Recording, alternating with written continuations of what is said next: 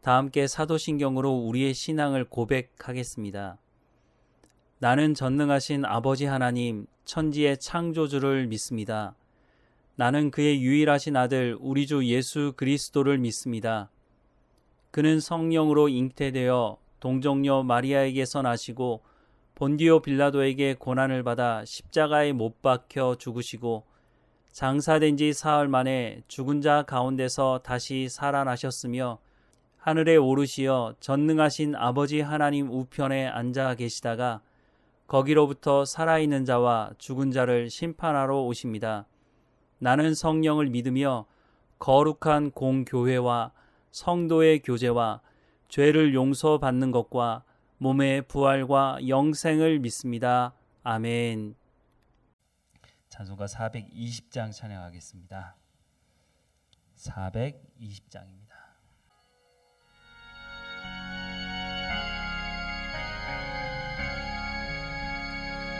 너 성결케 위해 늘 기도하며 너 주 안에 있어 늘 성경 보고 온 형제들 함께 늘 사귀면서 일하기 전마다 너 기도하라.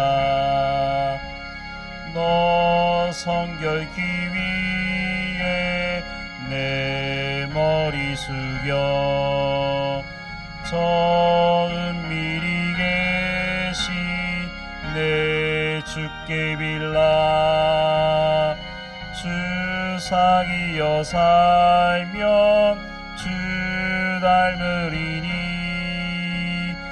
널 보는 이마다 주 생각하리.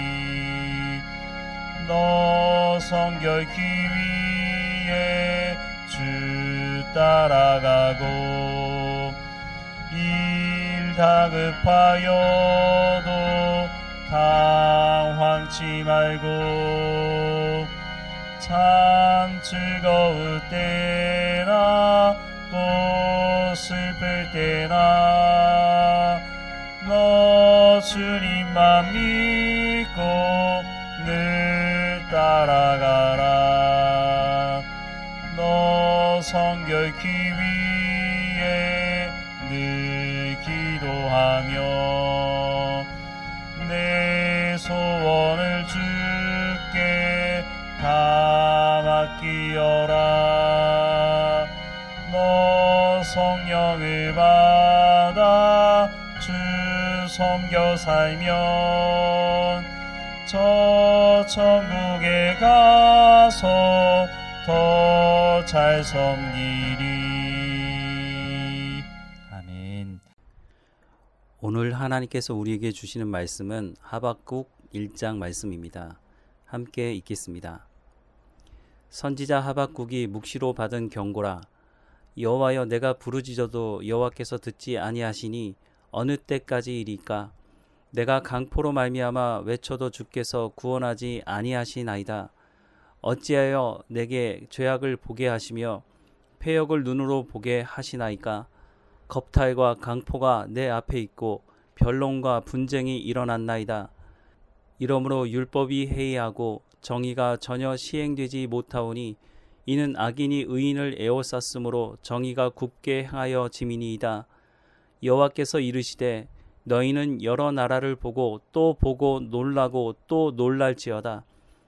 너희의 생전에 내가 한 가지 일을 행할 것이라. 누가 너희에게 말할지라도 너희가 믿지 아니하리라.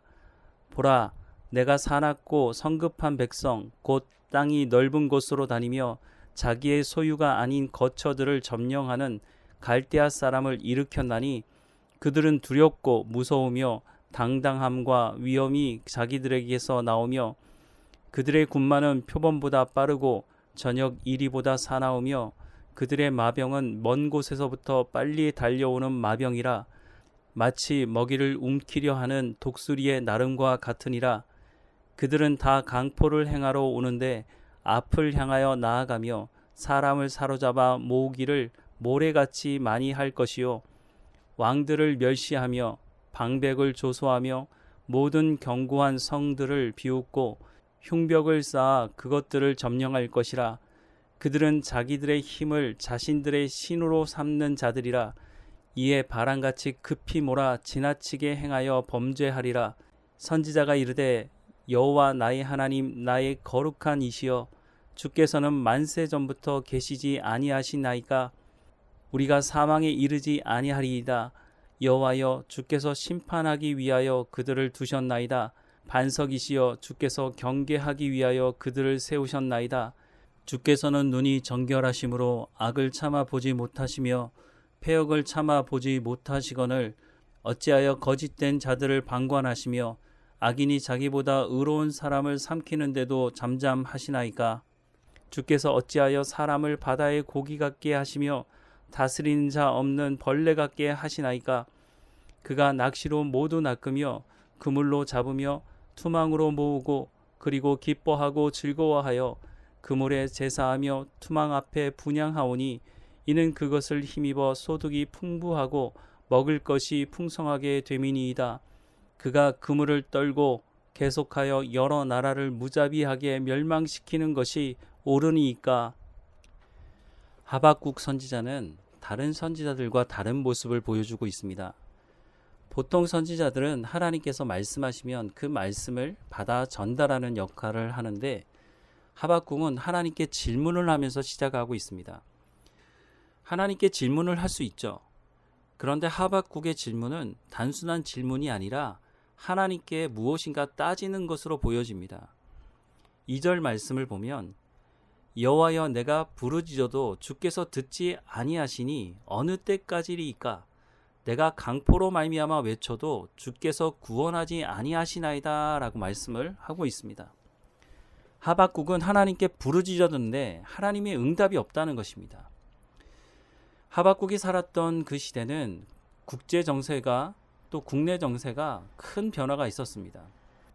아수르가 바벨론과 메대 연합군에 의해서 망하게 되었고 남유다는 요시야 왕이 아수르를 도우러 가는 애굽을 막아서면서 애굽과 전쟁을 하게 되는데 이 전쟁에서 요시야 왕이 전사하고 맙니다. 요시야의 아들 여호아하스를 꼭두각시 왕으로 세우지만 바벨론이 요시야의 아들 여호야김을 다시 왕으로 세우게 됩니다. 이렇다 보니 국내적으로도 갈피를 잡지 못하고 친애굽파와 친바벨론파가 서로 싸우고 도덕적으로도 타락해서 사회가 엉망진창이었습니다. 이 시대가 얼마나 심각했는지를 표현하기 위해서 하박국 선지자는 창세기 6장 11절에서 쓰고 있는 포악함이라는 단어를 인용하고 있는 겁니다. 창세기 6장 11절 말씀에 보면 그때 온 땅이 하나님 앞에 부패하여 포악함이 땅에 가득한지라 라고 되어 있습니다. 여기서 말하는 포악함이라는 이 단어를 하박국 1장 2절에 강포라는 단어로 쓰고 있습니다. 우리는 다른 말로 번역하고 있지만 원어는 똑같은 말입니다. 하박국 시대가 얼마나 심각했는지를 홍수 심판을 앞두고 얼마나 심각했는지에 대해서 말씀하는 말씀을 인용해서 쓰고 있는 것입니다. 이런 상황에서 하박국은 이 험한 세상 속에서 왜 하나님은 하나님의 백성들을 돌보시지 않느냐고 묻고 있는 것입니다. 어떻게 하나님을 모르는 이방 민족들로 하여금 하나님의 백성들이 괴로움을 당하게 할 수 있느냐는 것이죠. 그런데 하나님의 대답은 하박국 선지자를 더 놀라게 합니다. 5절과 6절 말씀을 보면 여호와께서 이르시되 너희는 여러 나라를 보고 놀라고 또 놀랄지어다. 너희의 생전에 내가 한 가지 일을 행할 것이라. 누가 너희에게 말할지라도 너희가 믿지 아니하리라. 보라 내가 사납고 성급한 백성 곧 땅이 넓은 곳으로 다니며 자기 소유가 아닌 거처들을 점령하는 갈대아 사람을 일으켰나니 라고 말씀을 하고 있습니다. 이럴 수 있느냐고 물었더니 하나님은 그럴 수 있고 지금까지 보지도 못했던 더 센 놈들을 보내시겠다고 말씀을 하고 있는 겁니다. 하박국이 괜한 질문을 한 것은 아닐까요? 그런데 하박국은 다시 하나님께 질문을 하고 있습니다. 12절부터 14절 말씀을 보면 선지자가 이르되 여호와 나의 하나님 나의 거룩한 이시여 주께서는 만세 전부터 계시지 아니하시나이까. 우리가 사망에 이르지 아니하리이다. 여호와여 주께서 심판하기 위하여 그들을 두셨나이다. 반석이시여 주께서 경계하기 위하여 그들을 세우셨나이다. 주께서는 눈이 정결하심으로 악을 참아 보지 못하시며 패역을 참아 보지 못하시거늘 어찌하여 거짓된 자들을 방관하시며 악인이 자기보다 의로운 사람을 삼키는데도 잠잠하시나이까. 주께서 어찌하여 사람을 바다의 고기 같게 하시며 다스린 자 없는 벌레 같게 하시나이까 라고 묻고 있습니다. 하박국은 하나님이 구원하시는 분이라는 것을 강조하고 있습니다. 그러면서도 처음 물었던 질문을 반복하고 있습니다. 어떻게 악인이 의인을 삼키는데 하나님께서 잠잠하실 수 있느냐고 묻고 있는 겁니다. 17절 말씀에 그가 그물을 떨고는 계속하여 여러 나라를 무자비하게 멸망시키는 것이 옳으니까 라고 묻고 있는 겁니다. 과연 하나님은 사랑의 하나님이 맞을까요? 하나님께서 선택한 백성들에게 지금까지 당해보지 못한 고난을 당하게 될 것이라고 말씀하시는 것, 이 말씀을 어떻게 받아들여야 할까요? 이것은 전적인 이스라엘 백성들의 입장에서 말하는 것입니다. 그러나 하나님의 입장은 다릅니다. 왜냐하면 하나님은 모든 것을 쏟아 부으셨다고 해도 과언이 아닐 정도로 이스라엘 백성들에게 쏟아 부으셨는데 이스라엘 백성들은 이런 은혜에 감사도 없고 더 많은 풍요를 달라고 우상을 섬겼고 가난한 사람들을 돌아보라고 말씀하셨는데 가난한 사람들의 것을 빼앗아 자신들의 배를 불리면서도 자신들이 무엇을 잘못했는지 전혀 알지 못했다는 것입니다. 선지자들이 그 죄에 대해서 지적하면 하나님의 말씀을 하지 못하도록 막고 심지어는 선지자들을 잡아 죽이기까지 했습니다. 만약 하나님께서 사랑이 없으셨다면 이스라엘 백성들은 이미 진멸당했을 것입니다. 하나님이 사랑이 있기 때문에 사랑의 하나님이시기 때문에 바벨론이라는 채찍을 통해서라도 죄를 회개할 수 있는 기회를 주시겠다고 하는 것입니다. 겉으로 보면 하박국 선지자의 말이 맞아 보입니다. 그러나 우리가 하나님의 사람이라면 하박국의 입장이 아니라 하나님의 입장에서 성경을 보아야 합니다. 그래야 하나님의 마음을 알 수 있고 하나님을 알아야 우리가 온전한 신앙의 삶을 살아갈 수 있는 것입니다. 하나님은 죄가 있는 사람과는 교제할 수 없습니다. 하나님의 말씀을 통해서 우리의 모습을 비춰보고 하나님의 말씀을 듣고 순종하며 거룩한 삶을 살아야 하나님과 친밀한 교제를 할 수 있는 것입니다. 하나님께서 예수 그리스도를 통해서 우리를 구원하셨다면 하나님께서 우리가 죄 가운데 빠져있는 그 모습 그대로 그냥 내버려 두지 않으실 것입니다. 하나님께서 말씀하실 때 그 말씀을 듣고 죄를 회개하고 돌이킬 수 있는 은혜가 우리 가운데 있어야 할 것입니다. 회개하지 않으면 그냥 내버려 두시는 것이 아니라 하나님께서 더 센 놈들을 보내셔서 회개하도록 우리 가운데 말씀하실 것입니다. 우리가 그 자리 가운데 나가지 않도록 하나님 말씀을 듣고 깨닫고 하나님과 더 친밀한 가운데 거룩한 삶 가운데 나가는 우리의 삶이 되기를 주님의 이름으로 축원합니다. 기도하겠습니다. 사랑하는 하나님, 우리가 살아가는 우리의 삶의 현장이 악이 더 우세하고 악을 행하는 사람들이 더 잘 먹고 잘 살고 더 건강하게 오래 사는 것으로 보여집니다.